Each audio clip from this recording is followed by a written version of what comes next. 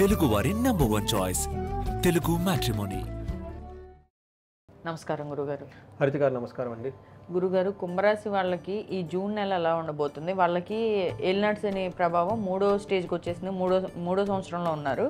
Plus మొన్న గురువు మారడం వీళ్ళకి అనుకూలంగా ఉందా, ప్రతికూలంగా ఉందా? అసలు వీళ్ళకి జూన్ నెల ఎలా ఉండబోతుంది గురుగారు? సో మనం కుంభరాశి వాళ్ళు కనుక ఈ వీడియో చూస్తుంటే ఫస్ట్ ఉగాది రాశి ఫలాలు ఒకసారి చూడాలి. అందులో చాలా క్లీన్గా ఎక్స్ప్లెయిన్ చేశాను.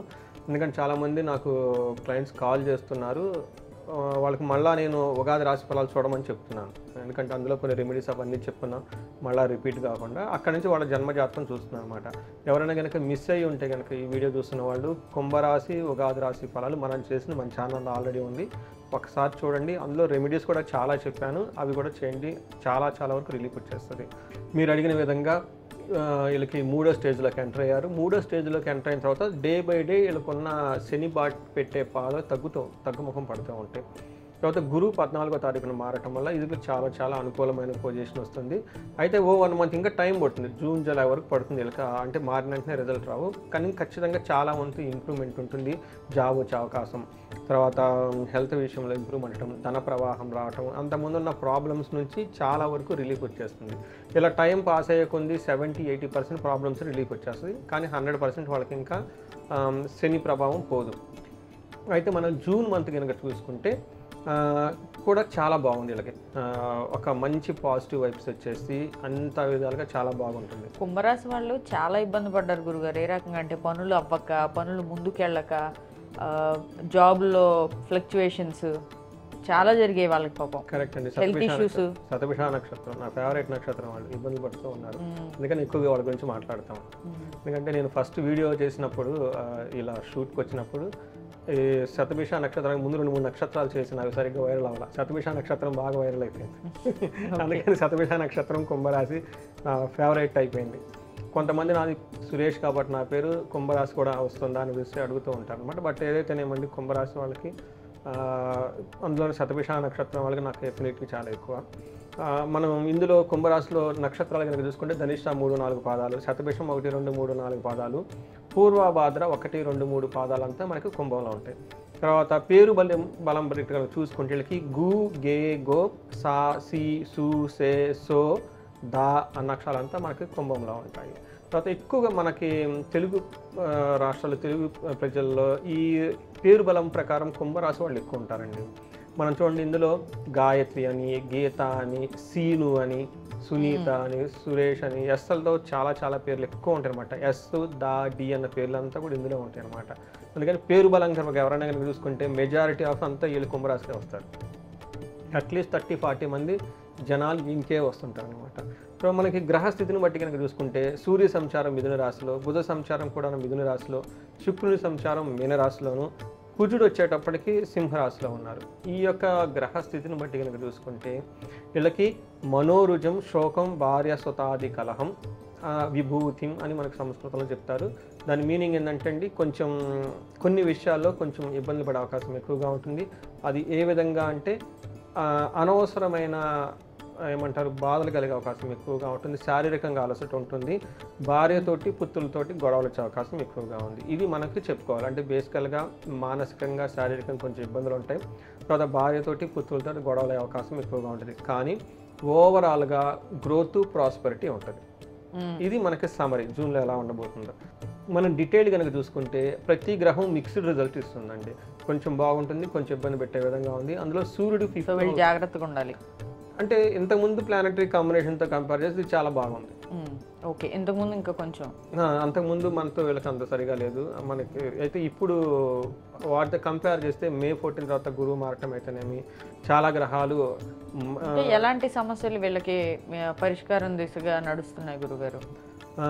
ఒకటి మనకి మనకి మేజర్ గ్రహాలు జూన్ మంత్లో 3-4 గ్రహాలు మారుతున్నాయి కాబట్టి వీటి ప్రకారం కనుక చూసుకుంటే మీరు అడిగిన విధంగా 5వ ఇంట్లో సూర్యుడు ఉండటం ఏమవుతుందంటే లేజినెస్ ఉంటుందన్నమాట.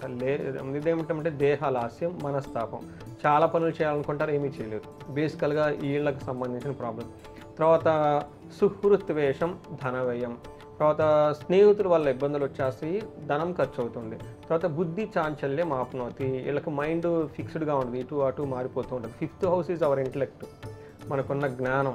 పిల్లలు, తర్వాత పూర్వజన్మ సుకృతం, లవ్, రొమాన్స్, వీటిలో సూర్యుడు ఉండటం వల్ల వీటికి సంబంధించిన విషయాల్లో ప్రాబ్లం ఉంటుంది. సపోజ్ మనం లవ్ చేసాము, వాడు మనకు రెస్పాండ్ అవ్వట్లా, ఎలా ఉంటుంది, మనసులో ఉండదు. ఈ టైప్ ప్రాబ్లమ్స్ అనమాట. హైలీ ఇంటలెక్చువల్, తర్వాత మన బ్రెయిన్ ఒక స్ట్రాటజీ ఫ్రేమ్ చేయాలి, మైండ్ కరెక్ట్గా ఉండదు, సపోర్ట్ చేయదు.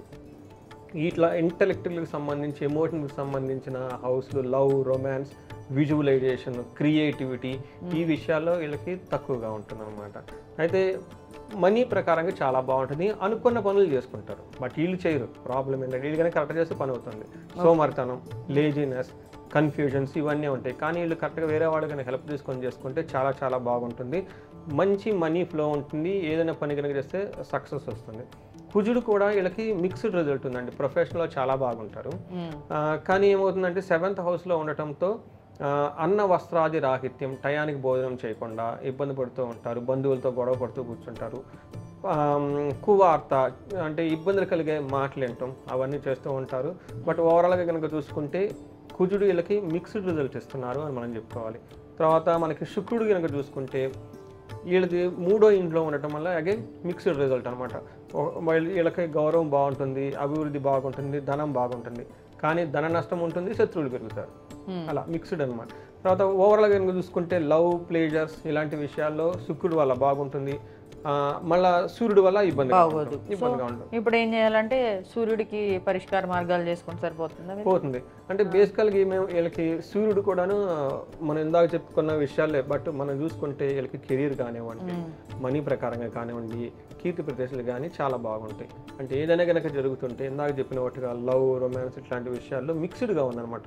కొంచెం బాగుంటుంది, కొంచెం బాగోదు, అలా కొన్ని విషయాల్లో అనుకూలం, కొన్ని విషయాల్లో బాగోదు. లేదంటే గొడవ పడతారు, మళ్ళీ తర్వాత ప్రేమగా మాట్లాడుకుంటారు, అట్లా ఉందన్నమాట వ్యవహారం. కొంచెం ముందుకు వెళ్తున్నట్లుగా. సో వీళ్ళకి నక్షత్రాలను బట్టి చూస్తే ఎలా ఉంది గురుగారు? నక్షత్రం ధనిష్ట, శతభిష, పూర్వభద్ర 3 నక్షత్రాలని. ధనిష్ట నక్షత్రం కనుక చూసుకుంటే జయప్రదంగా ఉంటుంది, ధనప్రాప్తి ఉంటుంది, రాజ్యలాభం ఉంది, ధనలాభము ఉంది, చాలా పాజిటివ్గా ఉంది. అయితే బంధనము, భయము 2 వీళ్ళకి కనిపిస్తూ ఉంది. వీళ్ళకి లక్ష్మీ వెంకటేశ్వర స్వామిని, లక్ష్మీ గణపతిని ఇలాంటి కనుక లక్ష్మీతో కలిసి ఉన్న దేవతలను ఆరాధిస్తే బాగుంటుంది. తర్వాత శతభిష నక్షత్రం జయప్రదము, ధన ప్రవాహము, ధనలాభము బాగుంది. వీళ్ళకి భయము, ధనహీనత, బంధనము అనేవి ఛాలెంజింగ్గా ఉన్నాయి. మనకి పూర్వభద్ర వాళ్ళకి జయప్రదంగా ఉంటుంది, ధనలాభము బాగుంటుంది. మనకి ఛాలెంజెస్ వచ్చేటప్పటికి ధనహీనత, బంధనము 2 కలిసి ఉన్నాయి అనమాట. అంటే వీళ్ళకి బేసికల్గా ఏం ప్రాబ్లం ఉందంటేనండి, ఈ సమరీ కనుక చూసుకుంటే ఫైనాన్షియల్ స్ట్రగుల్స్ ఒకటి ఉంది, రెండోది బంధించబడినట్లు ఉండే సిచ్యువేషన్స్ ఒకటి ఉంటుంది, కొంతమందికి భయం కలిగే సిచ్యువేషన్స్ ఎక్కువగా ఉంటుంది. ఎప్పుడైతే భయం ఉంటామో అప్పుడు ఆటోమేటిక్గా బంధనం వచ్చేస్తుంది. ఎప్పుడైతే ఈ 2 ఫీల్ అయ్యో మనం వేరే వాళ్ళతో గొడవ పెట్టుకొని ట్రై చేస్తాం, అందుకని అక్కడ గొడవ పెట్టుకుంటాం, ఇంటర్లింక్ ఉంటుంది అనమాట. కానీ ఇవి కొంచెం ఇవంతా బేసికల్గా ఏంటంటే ఇంటర్పర్సనల్ స్కిల్స్, కొంచెం పేషెన్స్, మనం యోగా, మెడిటేషన్ లాంటివి ఇలా చేస్తూ ఆధ్యాత్మికంగా ఉంటూ ప్రతిదాన్ని గట్టిగా పట్టుకొని స్ట్రెస్ చేయకుండా ఉన్నట్టు కొన్ని విషయాలు వదిలేస్తే మ్యాటర్. లెట్ ఇట్ గో అంటారు అనమాట ఇంగ్లీష్లో, let it go. Okay, Shivoham. So మరి వీళ్ళు ఎలాంటి పరిహారాలు చేసుకోవాలి గురుగారు? వీళ్ళకి పరిహారం వచ్చేటప్పటికి శుక్రుని వల్ల స్త్రీల ద్వారా ఇబ్బంది పడే అవకాశం ఎక్కువగా ఉంది, అదే స్త్రీలైతే పురుషుని వల్ల ఇబ్బంది పడే అవకాశం ఎక్కువగా ఉంది. దీనికి బేసిక్ కారణం శుక్రుని వల్ల అనమాట. శుక్రునికి అధిష్టాన దేవత లక్ష్మీదేవి కాబట్టి లక్ష్మీ అష్టకం అని ఉంటుందండి. ఈ అష్టకం కనుక చదివితే చాలా బాగుంటుంది. లక్ష్మీ వెంకటేశ్వర స్వామి లేదంటే లక్ష్మీ సమేతంగా ఉన్న విష్ణుమూర్తిని కనుక దేవాలయాలు విజిట్ చేస్తే చాలా బాగుంటుంది. కొంతమందికి సుదర్శన హోమం అని ఉంటుందండి. ఈ టైంలో కనుక సుదర్శన హోమం కనుక చేస్తే ఈ భయం దగ్గర నుంచి లేదంటే ఇలా కావాల్సిన రాజ్య ప్రాప్తి దగ్గర నుంచి, బంధాల నుంచి బయటపడిపోయేసి సుదర్శనం ఎలా క్లారిటీ ఇస్తుందండి. ఇది కూడా చాలా పవర్ఫుల్గా ఉంటుంది. సుదర్శన హోమం కనుక చేయించుకుంటే చాలా చాలా బాగుంటుందండి. తర్వాత కొంతమంది లక్ష్మీ నరసింహస్వామితో పాటుగా సుదర్శన హోమం చేయించుకుంటూ ఉంటారు, అది ఇంకా చాలా పవర్ఫుల్గా ఉంటుంది.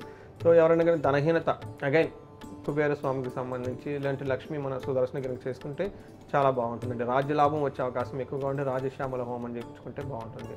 బట్ ఇంకా ఏదైనా కనుక ప్రాబ్లం కనుక ఫేస్ చేస్తుంటే వీళ్ళు కుంభరాశి కాబట్టి ఏలినాటి శని యొక్క ప్రభావం ఉంది కాబట్టి మనం ఉగాది రాశి ఫలాల్లో కొన్ని వీళ్ళకి పరిహారాలు చెప్పాము, అవి చేయించుకోండి. వీళ్ళని ఎక్కువ సార్లు రుద్రాభిషేకం చేయించుకోండి. అది ఇంటికి ఒక 2 బ్రాహ్మణులను కానీ ఒక పండితులు కానీ తీసుకొచ్చేసి వాళ్ళు ఆ రుద్రం ఇంట్లో కనుక చేస్తే ఆ మంత్ర ఘోషకి ఇంట్లో అంతా ప్యూరిఫై అయిపోయి ఫ్రెష్ ఎనర్జీ వస్తుందండి. చాలా డ్రమాటిక్గా నేను చాలా చూశానండి. నేను దగ్గరుండి చేయించాను. చాలా చాలా మంచి ఫీడ్బ్యాక్ కూడా ఇచ్చారు నాకు. రైట్ గురుగారు. సో చూసారు కదండి, ఎవరికైతే కుంభరాశిలో ఎక్కువగా ఇవి కుంభరాశి వాళ్ళకి మ్యాక్సిమం 70 to 80% బాగానే ఉంటుందని చెప్తున్నారు. కానీ శని ప్రభావం వల్ల ఎవరికైతే ఇంకా ఇబ్బందులు ఫేస్ చేస్తారో, చాలా కొంతమంది బంధించినట్టు ఉండే సిచ్యువేషన్స్ ఉన్నాయని చెప్తున్నారు గురుగారు. సో అలాంటి వాళ్ళకి వెంటనే మీకు ఏదైనా రెమెడీ చేయించుకోవాలి అనుకునే వాళ్ళు ఎవరైతే ఉంటారో వాళ్ళు గురుగారికి ఫోన్ చేసి మిగతా డీటెయిల్స్ తెలుసుకోవచ్చు. థ్యాంక్ యూ గురుగారు.